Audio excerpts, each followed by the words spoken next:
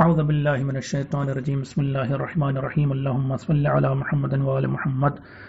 مومنین السلام علیکم۔ پروگرام ہے کام کی بات اور میں ہوں سید شاہد حسین میسم نہروی۔ ہم قرآن مجید کی چنندہ آیات کو ڈسکس کر رہے تھے۔ میری کوشش یہ ہے کہ ان تمام ایپیسوڈز کو اور لیکچرز اور لیسنز کو سن کر کے آپ کو اندازہ ہو جائے کہ قرآن موٹے طور پر کن چیزوں کے بارے میں بات کرتا ہے۔ ہماری بات ختم ہوئی تھی 8ویں پارے کے خاتمے پر۔ آج میں نواں پارہ شروع کر رہا ہوں۔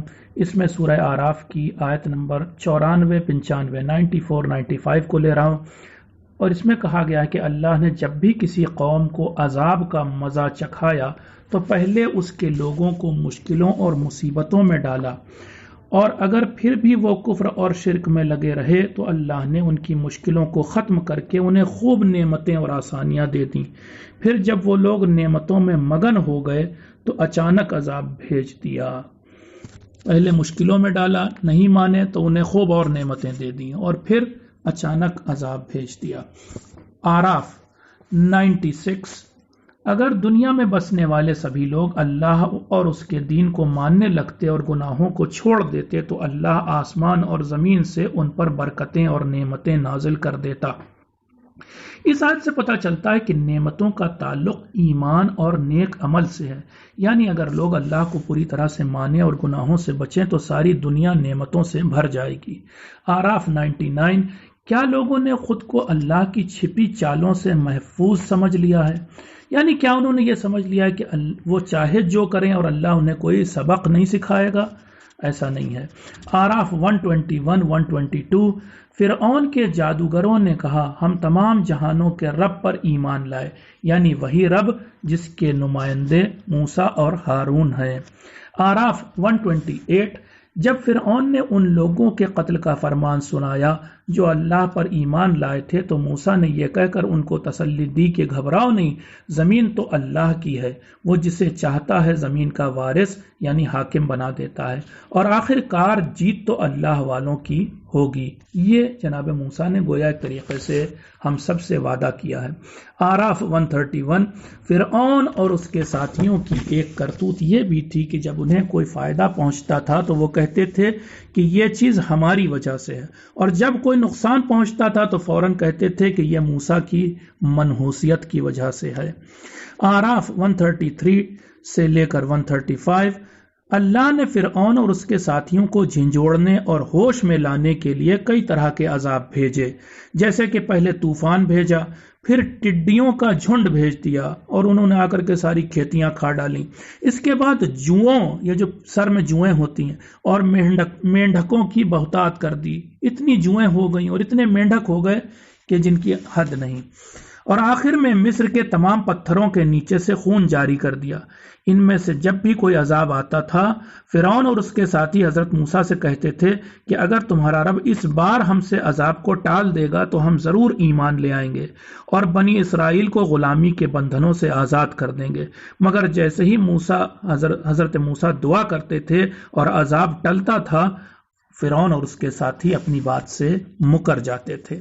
اعراف 137۔ اگر اللہ چاہتا تو کمزور اور دبے کچلے لوگ اگر اللہ چاہتا ہے تو کمزور اور دبے کچلے لوگوں کو بھی زمین کا حاکم بنا دیتا ہے، بس شرط صرف اتنی ہے کہ وہ لوگ سیدھے راستے پر چلتے ہوں۔ اعراف 138۔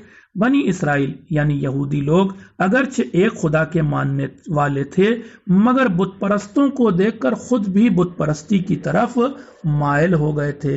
ان کے دل میں بھی یہ خواہش پیدا ہو گئی تھی کہ ہم بھی بتوں کی پوجا کریں، حالانکہ جناب موسیٰ نے انہیں کلمہ پڑھوایا تھا۔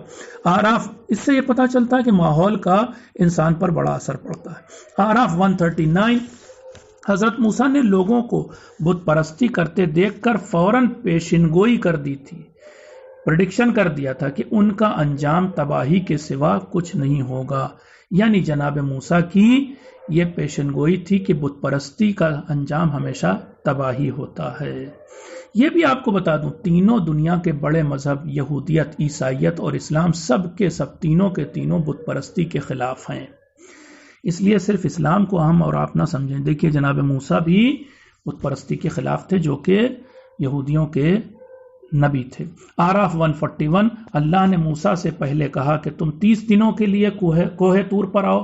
फिर जब वो पहाड़ पर आ गए तो अल्लाह ने 10 दिन और बढ़ा दिए। इस तरह हजरत मूसा 40 दिनों तक पहाड़ पर रहे। दरअसल अल्लाह ने ये 10 दिन जो बढ़ाए थे, इस तरह से अल्लाह ने मूसा के मानने वालों का इम्तिहान लिया था कि जो पहाड़ के नीचे उनका इंतजार कर रहे थे। आराफ 141, हजरत मूसा पहाड़ पर जाने लगे तो उन्होंने हारून को अपना खलीफा बनाया। इसका मतलब यह हुआ कि कोई भी पैगंबर अपना जानशीन मुकर्रर किए बगैर कौम के दरमियान से नहीं जाता। 40 दिन या 30 दिन के लिए मूसा जा रहे थे तो अपना जानशीन और खलीफा बनाया, तो फिर हमारे आखिरी नबी किस तरह से दुनिया से जा सकते हैं बगैर खलीफा मुकर्रर किए। आराफ 142, हजरत मूसा ने अल्लाह से कहा, मैं तुझे देखना चाहता हूँ। अल्लाह ने जवाब दिया, ए मूसा, तुम हरगिज मुझे देख नहीं सकते। हाँ, तुम उस पहाड़ की तरफ देखो, अगर वो मेरी तजल्ली यानी झलक पढ़ने के बाद अपनी जगह पर ठहर सका तो मुझे तुम जरूर देख लोगे। फिर जब अल्लाह ने तजल्ली की यानी झलक दिखाई तो पहाड़ चूर चूर हो गया और मूसा बेहोश होकर गिर पड़े। आराफ 143, अल्लाह ने मूसा से कहा कि मैंने तुम्हें 2 कामों के लिए चुना है। नंबर 1, अपना पैगाम तुम्हारे जरिए लोगों तक पहुंचाने के लिए। नंबर 2, तुमसे बात करने के लिए। आराफ 145, अल्लाह ने तूर नामी पहाड़ पर हजरत मूसा को जो तख्ती अता की, उसमें हर मौजू यानी हर टॉपिक के बारे में कुछ न कुछ नसीहत मौजूद थी और हर चीज के बारे में थोड़ी तफसील यानी डिस्क्रिप्शन पाया जाता था। आराफ 148, हजरत मूसा की कौम ने उनके पहाड़ पर जाने के बाद अपने जेवरात को पिघलाकर उससे बछड़ा बनाया, सोने का बछड़ा, और उसकी पूजा करने लगे। मगर वो बछड़ा ना तो लोगों से बात करता था और ना ही उनकी हिदायत यानी रहनुमाई करता था। आराफ 150, हजरत मूसा तूर नामी पहाड़ से वापस लौटे तो उन्होंने अपनी कौम को बछड़े की पूजा करते हुए देखा। उन्हें बहुत गुस्सा आया।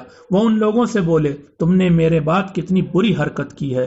फिर उन्होंने हजरत हारून के बाल पकड़कर उन्हें अपनी तरफ खींचते हुए कहा, तुमने ऐसा क्यों होने दिया है हारून? जनाब हारून ने जवाब दिया, ए मेरे भाई, इन लोगों ने मुझे कमजोर समझा यानी मेरी एक न सुनी और ये तो मुझे कत्ल करने पर उतारू थे। तकरीबन वैसे ही किस्सा हजरत अली अलैहिस्सलाम के ज़माने में दोहराया कि जनाब हारून को जिस तरह से लोगों ने कत्ल करने की कोशिश की और उनकी एक बात नहीं सुनी, उसी तरह हजरत अली को गले में फंदा डाल करके। तो एतराज़ तो जो होता है कि हजरत अली के गले में भला कौन फंदा डाल सकता है, तो हारून को भला कौन कत्ल करने की कोशिश कर सकता है, ये भी पूछना चाहिए। आराफ 153, कुरान का साफ ऐलान है कि जो लोग बुरे काम यानी बुत परस्ती करने के बाद तौबा कर लेंगे और ईमान ले आएंगे, अल्लाह उन्हें माफ कर देगा और उन पर रहम करेगा। 2 काम करें, बुत परस्ती के बाद अगर तौबा कर लें और ईमान ले आए तो अल्लाह माफ कर देगा। आराफ 156, अल्लाह की रहमत हर चीज को अपने साए में लिए हुए है।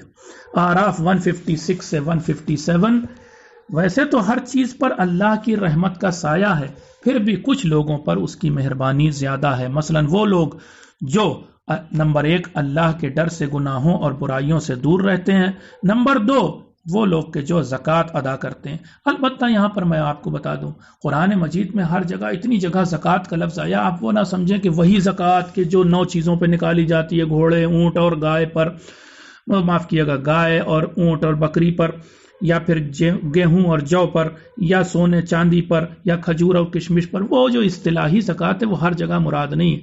ज़्यादातर जगहों पर जब ज़कात का लफ्ज़ आया है कुरान में तो वहाँ पर चैरिटी और सदका और खैरात जिसे हम कहते हैं वो मुराद है। तो इन लोगों पर अल्लाह का साया ज्यादा है। नंबर 3, अल्लाह की निशानियों जैसे उसके नबियों, किताबों और मोजिज़ों को सच्चे दिल से मानते हैं।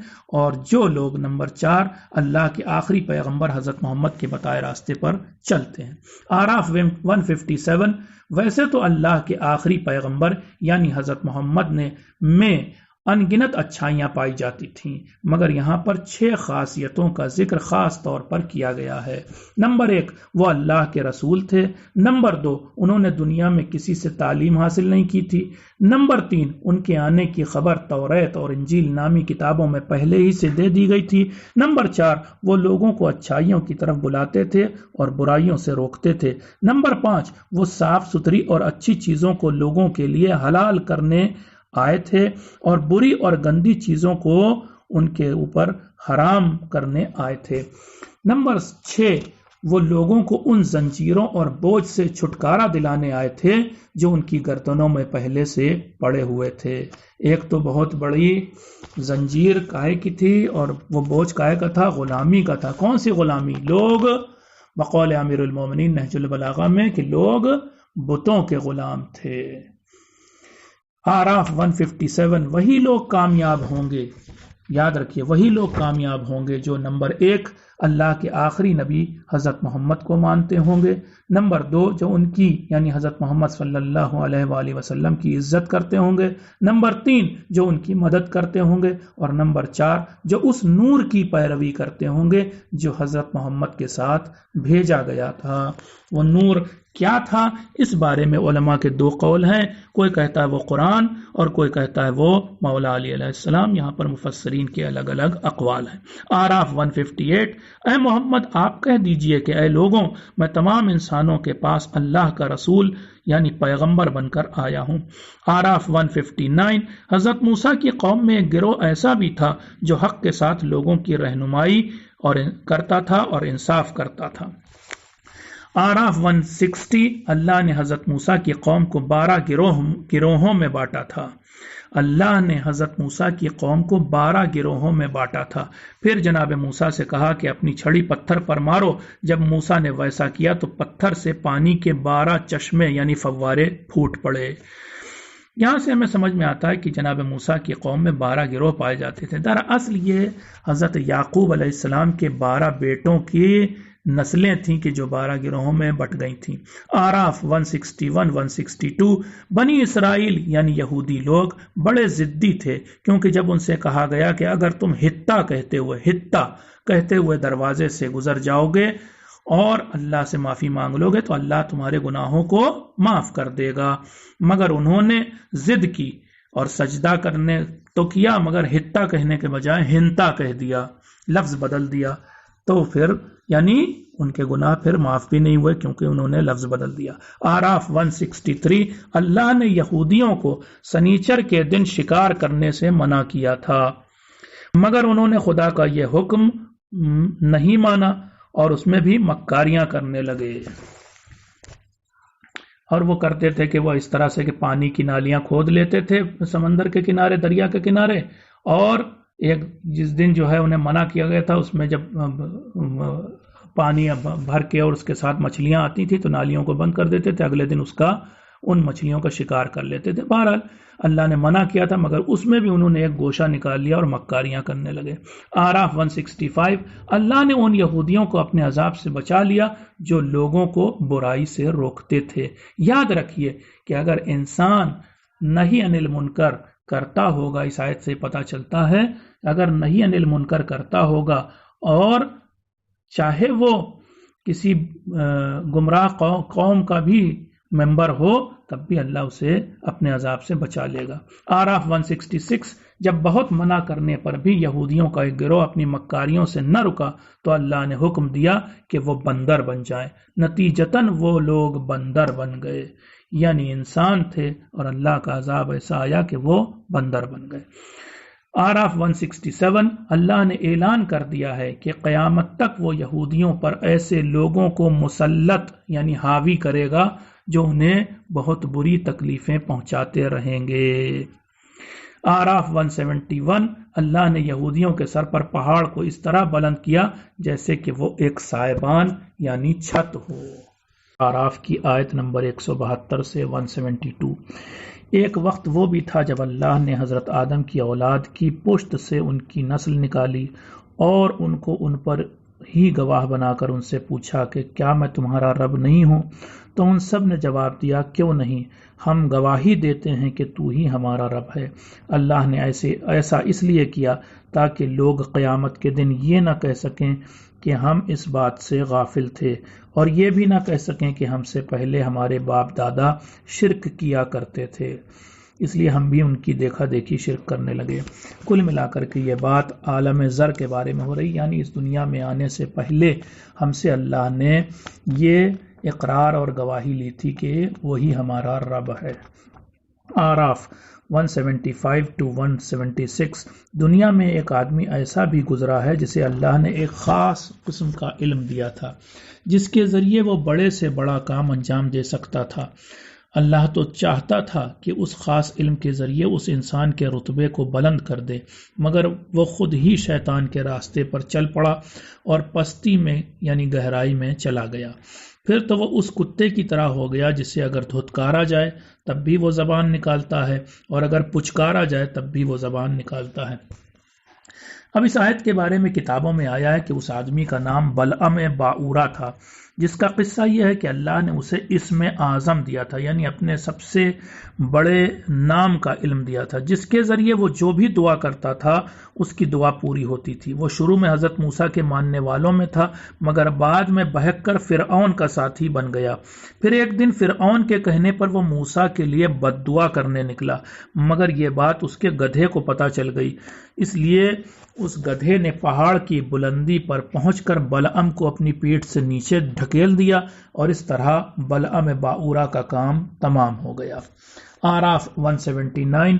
बेशक अल्लाह ने बहुत से इंसानों और जिन्नात को जहन्नम के लिए ही बनाया है, क्योंकि उनके पास दिल तो हैं मगर वो समझते नहीं, उनके पास आंखें तो हैं मगर वो देखते नहीं, और उनके पास कान तो हैं मगर वो सुनते नहीं। ऐसे लोग चौपायों से यानी जानवरों से भी बदतर हैं। दरअसल ऐसे ही लोग गाफिल हैं, यानी इंसान के पास दिल है, आंख है, कान है, मगर वो हक की बात, सच्चाई की बात नहीं सुनता, तो इसका मतलब वो अंधा, गूंगा और बहरा है। आराफ 180। बेहतरीन नाम अल्लाह के लिए हैं, इसलिए ऐ लोगों तुम उन्हीं नामों से अल्लाह को पुकारा करो। अल्लाह के जो नाम हैं आप देखते हैं वो 99 नाम लिखे हुए, उसके अलावा भी बहुत से नाम जो मसलन दुआए जोशन कबीर में आए, उनके जरिए अल्लाह को पुकारिए। आराफ 180। अल्लाह के बनाए हुए लोगों में से कुछ ऐसे भी हैं जो हक के जरिए लोगों की रहनुमाई करते हैं और भलाई के साथ इंसाफ करते हैं। आराफ 182 से 183।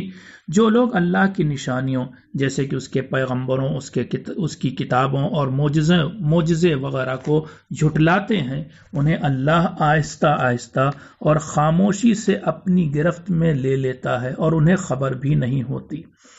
मैं यहाँ पर बस एक मिसाल देना चाहता हूँ। ये बात ठीक उसी तरह है जैसे शिकारी पहले परिंदे के सामने दाना डालता है, फिर जब वो दाना खाने में मगन हो जाता है परिंदा, तो शिकारी झपट्टा मारकर उसे पकड़ लेता है। इसे कुरानी ज़बान में इस्तिदराज भी कहते हैं।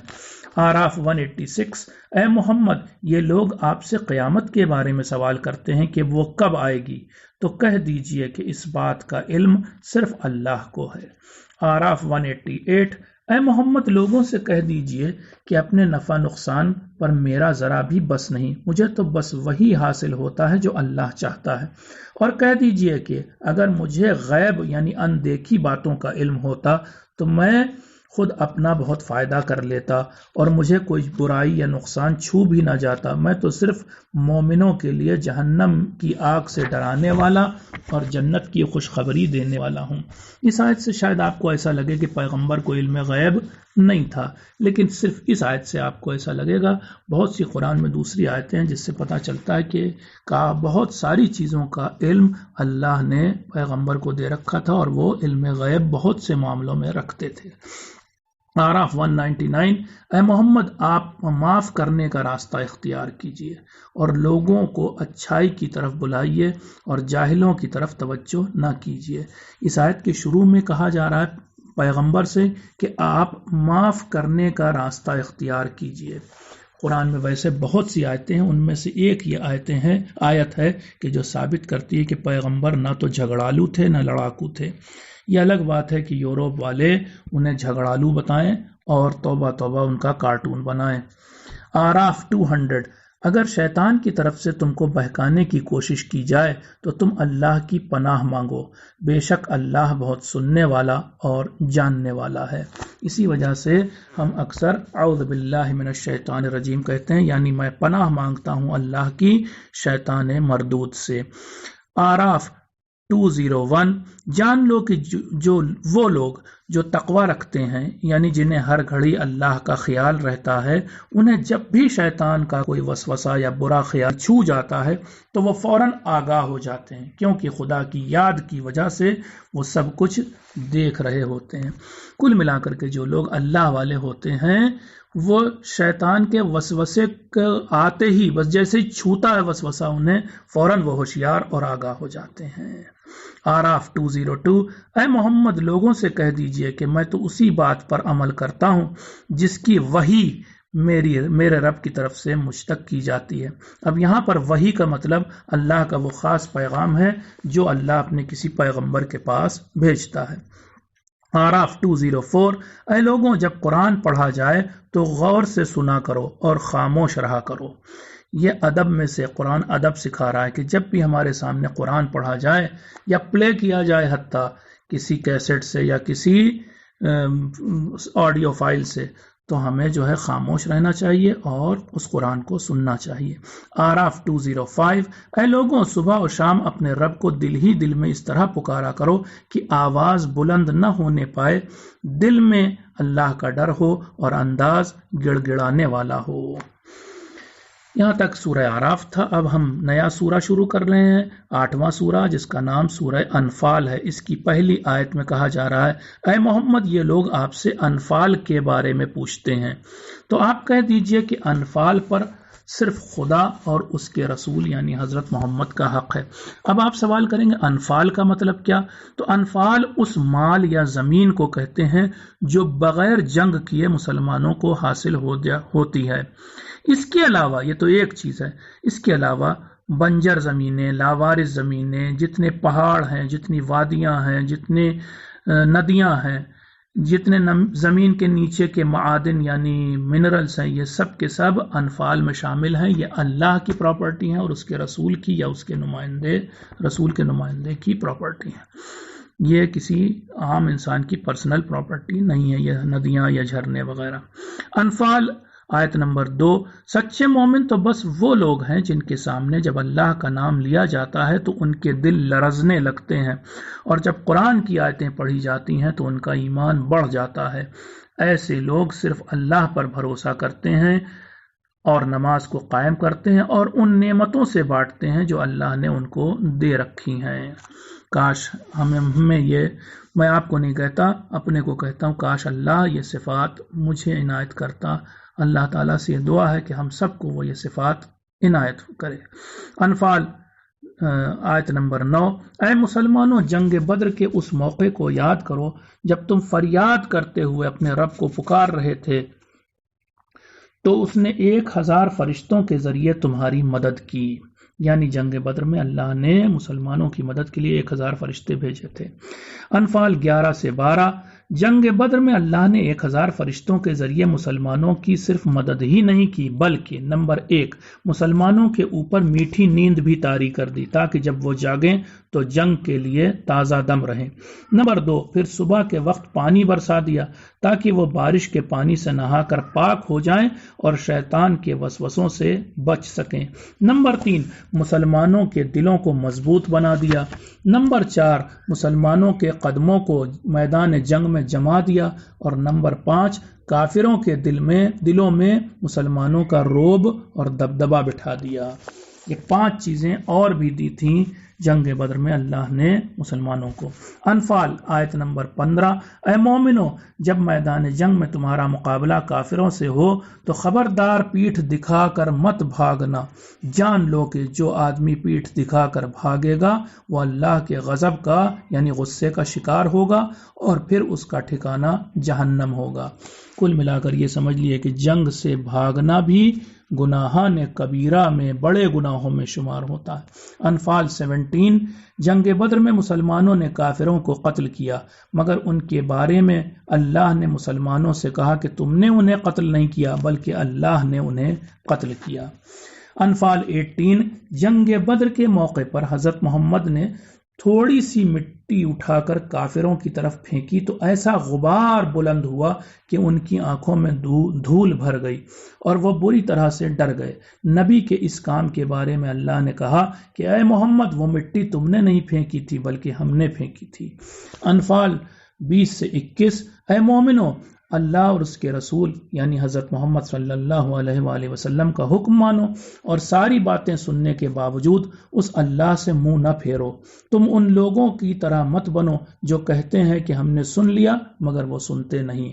अनफाल 22, अल्लाह के नज़दीक बदतरीन लोग वो बहरे गूंगे इंसान हैं जो अक्ल से काम नहीं लेते, हालांकि अगर अल्लाह उनमें ज़रा भी अच्छाई पाता तो उन्हें हक यानी सच्चाई का पैगाम ज़रूर सुना देता। अब यहाँ पर आम बहरे गूंगे लोगों की बात नहीं हो रही बल्कि उन लोगों की बात हो रही जो सच्ची बात सुनने और बोलने को तैयार नहीं होते। अनफाल 24, ऐ मोमिनो, जब अल्लाह और उसका रसूल तुम्हें ऐसे काम के लिए बुलाए जिसमें तुम्हारी रूहानी जिंदगी हो तो उसकी पुकार को सुनो और उनकी पुकार का जवाब दो। कुल मिलाकर के ये जो मैसेज इस्लाम का है ये हमको अंदर से जिंदा करता है, हमारी रूह को जिंदा करता है, हमारे समाज को जिंदा करता है। इस मैसेज को हमें सुनना चाहिए और इसका जवाब देना चाहिए।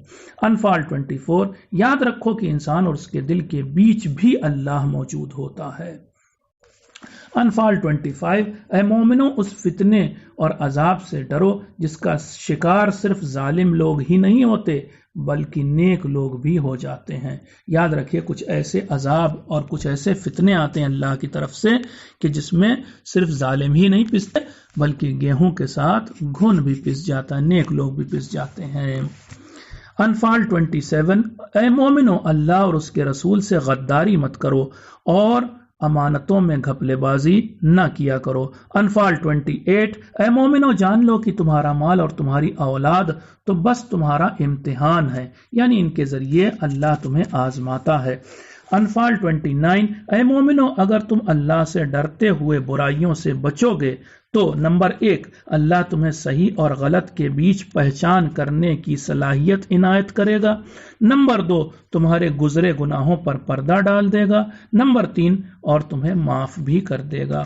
अनफाल आयत नंबर 30, इसमें कहा जा रहा है मक्का के काफिर लोग चाहते थे कि वो हजरत मोहम्मद को कैद कर लें या कत्ल कर डालें या फिर वतन से निकाल दें। अनफाल 32, कुरान की आयतों में शक करने वाले लोग हजरत मोहम्मद से बोले कि अगर ये कुरानी आयतें अल्लाह की तरफ से आई हैं तो आप अपने खुदा से कहिए कि वो हम पर आसमान से पत्थर बरसा दे या फिर कोई दूसरा दर्दनाक अजाब नाजिल कर दे। अनफाल 33, अल्लाह ने कुरान में साफ ऐलान कर दिया है कि जब तक 2 चीजें मौजूद होंगी वो हजरत मोहम्मद की कौम पर अजाब नाजिल नहीं करेगा। नंबर 1, पहली चीज, जब तक खुद हजरत मोहम्मद अपनी कौम के दरमियान मौजूद होंगे अजाब नहीं आएगा। नंबर 2, जब तक लोग अल्लाह से माफी मांगते रहेंगे। तो इस दौर में कि जब हजरत मोहम्मद हमारे दरमियान से जा चुके, अगर हम चाहते हैं कि अल्लाह का अजाब हम पर ना आए तो हम अल्लाह से माफी मांगते रहें, तौबा इस्तिगफार करते रहें। अनफाल 34, मक्का के काफिर हालांकि काबे के मुतवल्ली नहीं थे फिर भी लोगों को मस्जिद हराम यानी वो मस्जिद जहां काबा बना है उसमें जाने से रोकते थे। अनफाल 34, काबा या किसी मस्जिद का मुतवल्ली बनने लायक वही इंसान होता है जो मुत्तकी हो यानी अल्लाह के डर से गुनाहों से बचता हो और ईमानदार इंसान हो। अनफाल 35, मक्का के बुत परस्तों की नमाज बस इतनी थी कि वो तालियां और सीटियां बजाते थे। ये मक्के के बुत परस्तों की नमाज का तरीका था कि वो ताली और सीटी बजाते थे बस। अनफाल 36, काफिर लोग अपना माल और दौलत इसलिए खर्च करते हैं कि वो लोगों को अल्लाह के दीन यानी इस्लाम से रोकें। यहां पर यह बात सोचने लायक है कि काफिर तो इस्लाम से रोकने के लिए अपना माल खर्च करते हैं मगर अफसोस कि मुसलमान इस्लाम को बचाने और उसको फैलाने के लिए अपना माल नहीं खर्च करते। انفال 38، اے محمد آپ کافروں سے کہہ دیجئے کہ اگر وہ اپنی حرکتوں کو چھوڑ دیں گے تو اللہ ان کے پچھلے گناہوں کو بھی معاف کر دے گا۔ آخری بات ہے، ذرا سی لمبی ہو رہی آج۔ انفال 39، اے مسلمانوں تم کافروں سے جنگ کرو یہاں تک کہ فتنہ باقی نہ رہے۔ اب یہاں پر فتنے کا کیا مطلب ہے؟ اللہ نے کافروں سے جنگ کرنے کا حکم تو دیا ہے، مگر یہ بھی کہا ہے کہ جنگ اسی وقت تک کی جائے جب تک کہ فتنہ نہ ختم ہو جائے۔ اس کا مطلب یہ ہوا کہ اسلام میں جنگ کا اصل مقصد فتنے کو ختم کرنا ہے۔ اب رہی بات یہ کہ فتنے کا مطلب کیا ہے، تو وہ بھی اسی سورہ کی آیت نمبر 30 سے 36 تک میں کسی حد تک بیان ہوا ہے، اور وہ یہ کہ نمبر 1، کافر لوگ چاہتے تھے کہ وہ کسی طرح حضرت محمد کو قید کر لیں یا قتل کر لیں یا وطن سے نکال دیں، یہ ایک فتنہ تھا۔ نمبر 2، ساتھ ہی وہ قرآن کی آیتوں کا مذاق اڑاتے تھے اور انہیں جھوٹا افسانہ کہتے تھے۔ نمبر 3، وہ کہتے تھے کہ قرآن اللہ کا کلام نہیں بلکہ حضرت محمد کی گڑھی ہوئی کتاب ہے، نہ مانو تو نہ مانو لیکن یہ الزام تو نہ لگاؤ۔ نمبر 4، وہ مسلمانوں کو کعبے کے پاس عبادت کرنے سے روکتے تھے جبکہ کعبہ ان کی ملکیت بھی نہیں تھا۔ نمبر 5، وہ لوگوں کو اللہ کی راہ سے یعنی اسلام سے روکتے تھے، یہاں تک کہ اس کام کے لیے پیسہ بھی خرچ کرتے تھے۔ غور طلب بات یہ ہے کہ ان تمام کرتوتوں کے باوجود کافروں کو مہلت دی گئی اور کہا گیا کہ اگر وہ اپنی سازشوں سے باز آ جائیں گے اور اپنی حرکتوں کو چھوڑ دیں گے تو اللہ انہیں معاف کر دے گا۔ لیکن جب وہ نہیں مانے تب اللہ نے مسلمانوں کو حکم دیا کہ وہ ان سے جنگ کریں تاکہ فتنہ یعنی چال بازی، سازش، بلا وجہ کی مخالفت، یہ ساری چیزیں ختم ہو جائیں۔ میں سمجھتا ہوں میری بات واضح ہو گئی کہ اسلام میں جنگ کا مقصد کیا ہے، انسانوں کو مارنا نہیں بلکہ ٹریچری کو اور فتنے کو ختم کرنا ہے۔ بات لمبی ہو گئی، آپ سے دعا کی گزارش کے ساتھ میں بات کو ختم کرتا ہوں۔ والسلام علیکم ورحمۃ اللہ وبرکاتہ۔